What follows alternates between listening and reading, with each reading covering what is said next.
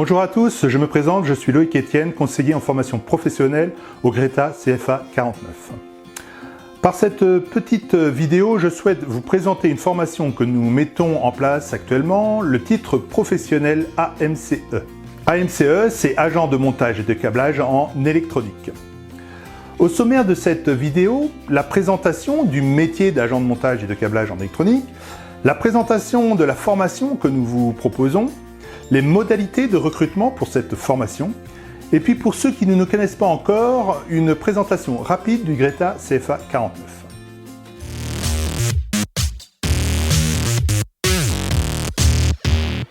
L'électronique est partout, dans nos voitures, nos maisons, nos téléphones, au travail, dans l'informatique, la médecine, dans nos loisirs, photos, vidéos, musique. La cuisine, les réfrigérateurs, on verra que cette carte électronique vient d'un réfrigérateur, des fours, plaques de cuisson, etc. De plus en plus d'objets connectés pour la santé, le sport, l'environnement et bien sûr les nouvelles technologies liées à l'écologie et aux énergies renouvelables. L'agent de montage et de câblage en électronique réalise manuellement ou au moyen de production l'insertion, la pose et le câblage de composants électroniques et électriques sur des cartes électroniques, des circuits imprimés ou des châssis selon les règles de sécurité et la réglementation en vigueur. Il ou elle, on parle ici de l'agent, peut effectuer des contrôles de fonctionnement à l'aide d'instruments via des bancs d'essai, des multimètres ou des oscilloscopes. Il peut également insérer un sous-ensemble dans un boîtier ou procéder à l'assemblage de tout ou partie du matériel ou même de l'appareil complet. Ces réalisations sont principalement construites à l'unité ou en petite série et sont destinées au grand public ou à des matériels industriels, aéronautiques, médicaux, télécommunications, automobiles, etc. Il assure aussi les réparations ou les retouches sur les cartes électroniques, remplacement des composants, reprise de brasures, rajout de fils, etc. Cet agent peut travailler dans l'une ou l'autre des branches de l'industrie électronique, électronique grand public, électronique professionnelle, électronique militaire ou aéronautique. Il peut indifféremment travailler dans une petite ou une grande entreprise. Avec le développement de la sous-traitance, il exerce souvent dans des PME sous-traitantes et travaille principalement en station assise, dans des ateliers de fabrication. La miniaturisation des composants nécessite l'utilisation de dispositifs de vision grossissants, en vision directe avec des loupes simples ou binoculaires, ou via des caméras et avec des outils de manipulation et de production adaptés. Les gestes peuvent être répétitifs selon les activités et équipements. L'agent de montage et de câblage en électronique est responsable de son travail, du bon montage des composants, de l'interconnexion des ensembles et sous-ensembles. La réalisation se fait en autocontrôle en suivant une procédure définie dans un cahier des charges. Le travail est exécuté à partir des documents de fabrication comportant des fiches méthodes ou d'instructions, des plans de montage, des schémas et nomenclatures, des listings de raccordement, etc. Il trace son travail à l'aide de fiches de suivi de fabrication, de rapports de contrôle ou de fiches de non-conformité. Ces documents sont sous forme papier ou par des fichiers informatisés. L'agent s'inscrit dans la démarche qualité et environnementale définie par l'entreprise. Le salaire de départ est un peu plus du SMIC et peut augmenter très rapidement. Après quelques années d'expérience, le titulaire du titre professionnel AMCE peut évoluer vers des postes à responsabilité.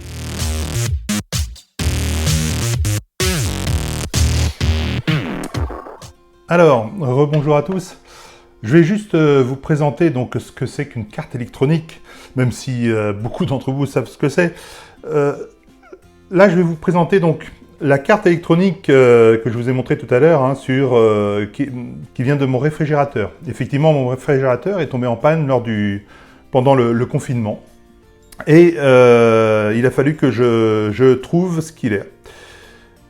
Il y a plusieurs cartes électroniques sur ce réfrigérateur, hein, des grandes cartes de commande et des cartes de puissance, comme celle-ci. Celle-ci, c'est une carte, effectivement, qui transforme l'énergie électrique que nous avons en entrée. Hein. On aperçoit ici, hein, input, on est donc à 240 volts, hein, puisque chez nous, on a du 240 volts alternatif. Ça transforme le 240 volts alternatif en 5 volts ou 12 volts continu, courant continu, redressé correctement avec, effectivement, on a des condensateurs, hein, qui permettent d'éviter des coupures de courant ou des micro-coupures en tout cas. Voilà, on aperçoit ici un petit fusible. Donc effectivement, moi tout de suite, j'ai testé ce fusible avec mon multimètre. Hein, j'ai regardé si mon fusible était bon. Effectivement, il était bon. Donc, comme je ne suis pas un expert en électronique, loin de là, j'ai donc changé la carte entièrement. C'est-à-dire que du coup, j'ai dit, bon bah voilà, j'ai bien mon entrée 240 volts. En sortie, j'ai pas les 5 volts et les 12 volts. Donc, j'ai considéré que c'était un transformateur qui était HS. Pour moi, voilà, j'ai changé la carte entièrement. Ça m'a coûté une soixantaine, voire 80 € avec le frais de port, 80 €. Mais au moins, j'ai mon frigidaire qui fonctionne. Bref, par contre, un expert en électronique peut, un agent de montage en câblage en électronique peut câbler ce genre de carte ou modifier ou réparer ce genre de carte en testant les différents composants. Alors, on peut voir ici plusieurs composants. Hein. Ici, vous avez des résistances. Vous avez ici une petite diode qui permet de faire passer le courant dans un sens, mais pas dans l'autre. On a ici plusieurs condensateurs, hein, qui récupèrent de l'énergie. En général, on voit qu'ils sont HS lorsque le dessus est gonflé. Mais bon, là, je vois rien de particulier. Vous avez là des pièces en alu, hein, pour permettre de dissiper la chaleur. Et puis derrière, vous avez encore des tout petits composants, ici, des CMS, des composants, hein, qui sont soudés directement à la carte. C'est-à-dire que la différence avec les autres composants, c'est qu'ils n'ont pas de pattes de fixation. Hein, vous voyez, par exemple, le condensateur, là, il a bien des pattes de fixation. Le fusible, il a bien 2 pattes de fixation. Par contre, ces petits composants-là, hein, ils sont soudés directement sur la carte. Alors, ici, effectivement, il faut avoir des loupes pour vraiment poser. Hein, ouais, je prends une pince Bruxelles. Hein, lorsqu'il y aura à poser un petit composant comme ça, alors c'est souvent des machines, hein, qui puissent monter ce genre de composants. Mais là, on est des fois obligé, vraiment, avec des loupes ou des loupes binoculaires, hein, pouvoir monter ou démonter ce genre de composants. Voilà. Donc, comment fonctionne la carte, hein? C'est relativement simple finalement. Une carte, on a plein d'éléments qui sont reliés entre eux par... Alors, au lieu de les relier comme dans une maison, les fils électriques, par des fils électriques, là, c'est relié par un élément métallique qui les relie ensemble, hein, ici. Ici, on a du bakélite, hein, enfin, quelque chose d'isolant plutôt, non passant. Par contre, ici, c'est passant. C'est-à-dire que là, on voit qu'il y a une phase. Donc, la phase qui rentre ici, ça passe entre ça et ça. Par contre, pour passer de là à là, c'est le fusible qui se retrouve ici, hein, qu'on retrouve ici, qui fait passer l'électricité et qui arrive ici. Par contre, de là à là, c'est passant. Là, de là à là, c'est le composant qui se trouve ici, etc., etc. Donc voilà, ça permet de faire le circuit complet du passage du courant à travers les éléments qu'on retrouve ici. Donc on peut retrouver le circuit, hein, et c'est comme ça que moi j'ai compris que l'entrée était bien ici, hein, puisqu'on avait bien input ici.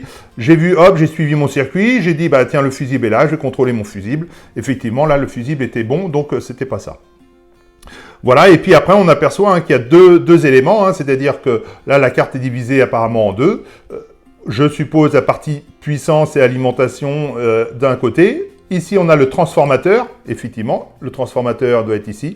Et là, on a une tension moins élevée, donc je dirais moins dangereuse, hein, puisque là, on est en dessous des 48 volts, donc c'est quand même quelque chose de moins dangereux, mais on est ici, par contre, c'est relativement dangereux. Donc lorsque j'ai démonté, moi, effectivement, il a fallu que je coupe le courant, hein, parce que si je mettais mes doigts ici, j'avais directement du 240 volts ici, et c'est extrêmement dangereux. Donc il faut faire très très attention. Il y a effectivement des des sécurités à prévoir et des EPI également à prévoir. Voilà pour cette carte électronique que je vous présente. Je vais maintenant, ce que je vais faire maintenant, c'est que je vais dessouder un élément. Hein, c'est le métier d'agent de montage et de câblage, c'est ça. Hein, donc on utilise des instruments, on a effectivement un fer à souder ici. On a ici de l'étain, donc mon fer à souder, moi je l'ai mis en route. Est-ce qu'il chauffe? Il a l'air de chauffer. Alors on s'aperçoit aussi qu'il y a quand même, alors il y a de l'étain et puis il y a de la fumée. Donc lorsque vous travaillerez au Technocampus, hein, il y a ce qu'il faut pour aspirer les fumées. Voilà. Alors je vais dessouder le composant. Pour ça, je vais également prendre une pompe à dessouder. Voilà, par exemple, une pompe à dessouder hein, qui permet d'aspirer l'étain que je vais pouvoir... Alors, je vais démonter à ce moment-là le fusible, hein, comme ça on va pouvoir regarder comment c'est fait. Et je vais essayer de dessouder en aspirant, en fondant l'étain et en aspirant l'étain. Donc, je vais prendre mon fer à souder, qui n'est pas forcément le fer à souder adapté. Hein, vous avez vu la grosseur de la panne, ce qu'on appelle la panne, hein, c'est l'élément qui est au bout. C'est pas du tout adapté, mais je fais ça avec ce que j'ai chez moi. Donc, voilà. Je vais dessouder donc cette partie-là.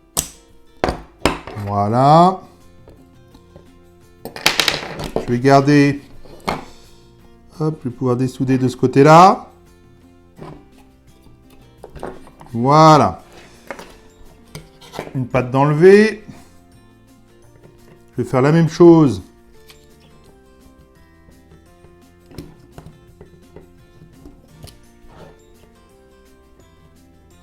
Hop, je vais mettre un peu d'étain aussi pour pouvoir faire fondre l'autre étain.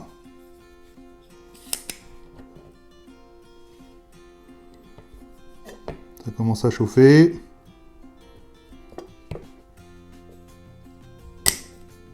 Voilà. On a enlevé une partie.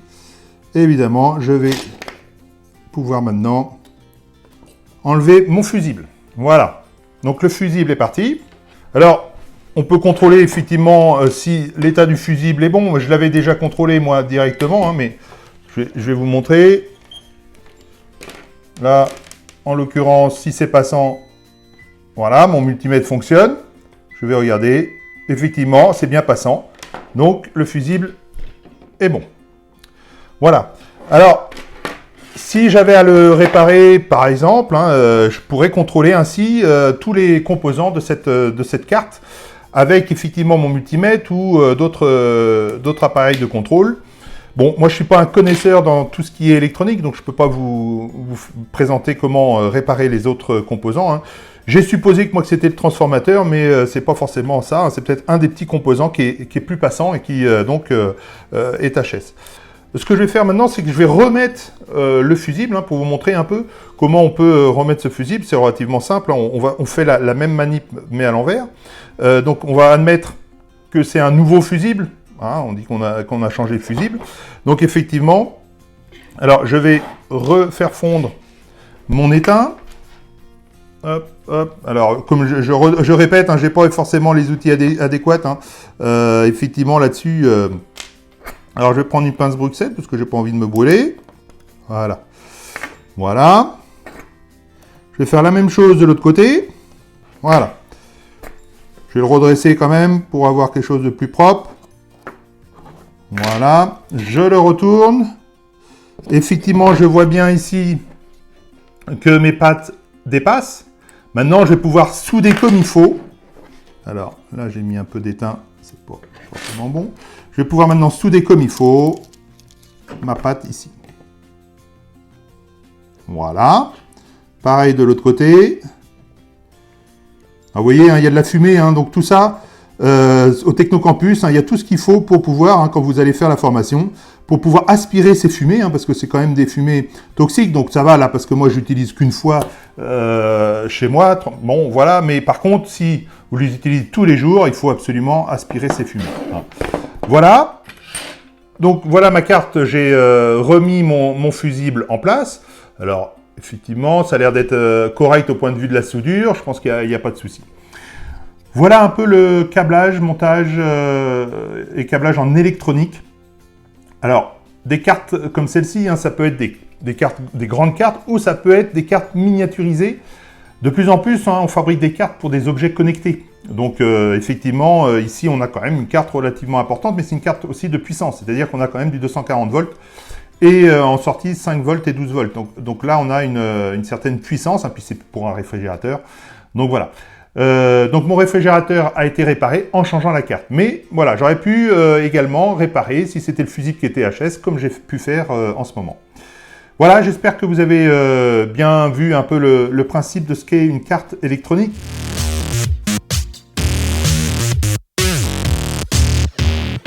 Les objectifs de la formation, c'est d'abord de se qualifier et d'obtenir évidemment le titre professionnel AMCE, agent de montage et de câblage en électronique. Les titres professionnels permettent d'acquérir des compétences professionnelles pour exercer un métier précis. Les évaluations sont d'ailleurs centrées sur la maîtrise de gestes professionnels. Le titre professionnel s'appuie sur un référentiel d'activité et un référentiel de certification reconnu par les entreprises et toutes les branches professionnelles. Et l'autre objectif, c'est surtout de s'insérer rapidement dans le monde du travail. La formation que nous vous proposons est de seulement 6 mois. C'est une formation relativement courte. C'est un parcours de 700 heures en centre de formation à raison de 32 heures par semaine environ. Il y aura 10 semaines de stage en entreprise qui se situeront à peu près à la moitié du parcours de formation. Pour vous aider à trouver un stage, on vous proposera un module d'accompagnement à la recherche de stage et d'emploi. On vous proposera également d'autres modules de formation comme le SST, sauveteur secouriste du travail, l'habilitation électrique. La formation se déroulera sur 2 sites, principalement le lycée Chevrolier à Angers, mais également sur le Technocampus de l'électronique et des objets connectés, également à Angers. Les plateaux techniques de ce Technocampus possèdent les dernières technologies en termes d'outils de production. De plus, beaucoup d'entreprises de la région sont abonnées ou participent à ce Technocampus de l'électronique. Concernant la rémunération de cette formation, il faut être inscrit à Pôle emploi et soit vous avez vos droits, vous serez rémunéré grâce à l'ARE, l'aide au retour à l'emploi, ou si vous n'avez plus ou pas de droits, vous pouvez bénéficier, suivant évidemment certaines conditions, d'une prise en charge de votre rémunération par la région Pays de la Loire, via l'organisme DOCAPOST. La rémunération prévue est de toute façon de 850 €. On pourra vous aider dans vos démarches si besoin. Il faut savoir également que toute la formation et toute la partie pédagogique est également financée par la région Pays de la Loire. Alors, quelles sont les conditions d'accès pour cette formation? D'abord, il faut avoir déterminé et validé un projet professionnel dans le secteur industriel grâce à l'accompagnement de l'un de vos prescripteurs, Pôle emploi, de la mission locale ou de Cap emploi par exemple. N'hésitez pas à en parler à votre conseiller. Il faut évidemment que ce métier que je viens de vous présenter vous intéresse. Il faut être sorti du système scolaire depuis plus de 6 mois. Il faut savoir lire, écrire et compter sans trop de difficultés. Il faut également interpréter une consigne et raisonner logiquement sur des problèmes simples. C'est pourquoi on vous propose un petit test de positionnement rapide que vous pouvez faire à la suite de cette vidéo. Ne vous inquiétez pas si ce test vous paraît trop difficile, il nous servira uniquement pour individualiser votre parcours. À la suite de ce test, on vous proposera un entretien individuel. Il nous faudra votre CV, une lettre de motivation et votre carte d'identité. Une fois tous ces éléments validés, nous vous enverrons un courrier de notre décision. C'est une commission pédagogique qui donnera un avis, soit refusé, en attente de décision, ou favorable, voire très favorable. Voilà, j'espère vous avoir bien expliqué cette formation. N'hésitez pas à nous contacter pour toute information complémentaire. Pour ceux qui connaissent bien le Greta CFA 49, je vous dis donc au revoir et à bientôt.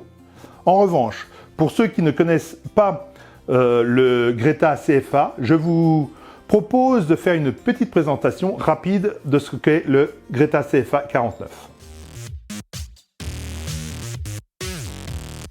Alors, le Greta CFA est un organisme de formation professionnelle qui fait partie de l'éducation nationale. Greta veut dire groupement d'établissements. C'est-à-dire que ce sont les lycées et les collèges publics, qu'on appelle EPLE, qui se sont regroupés. Dans l'Académie de Nantes, délimitée par la région Pays de la Loire, nous avons 4 Greta CFA.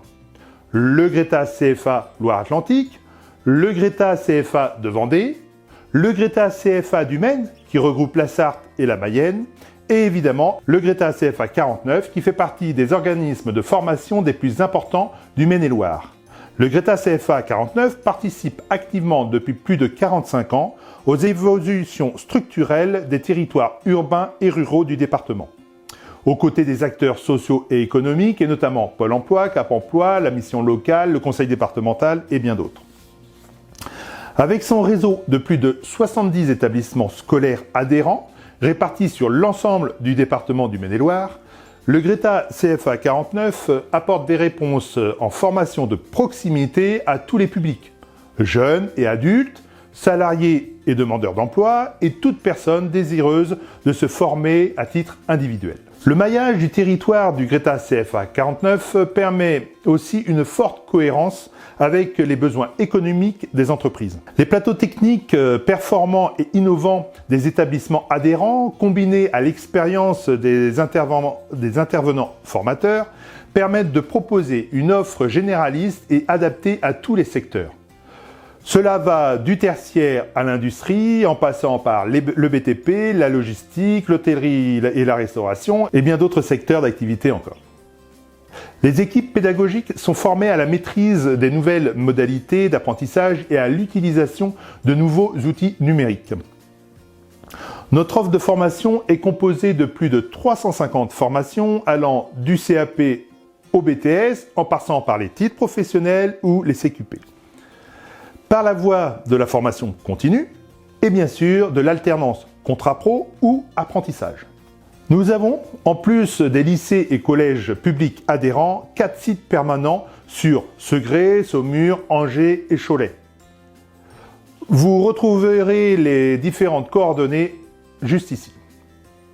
Voilà pour cette présentation. Bon courage à tous et surtout bonne santé et à bientôt j'espère. Au revoir. Le Greta, la référence formation.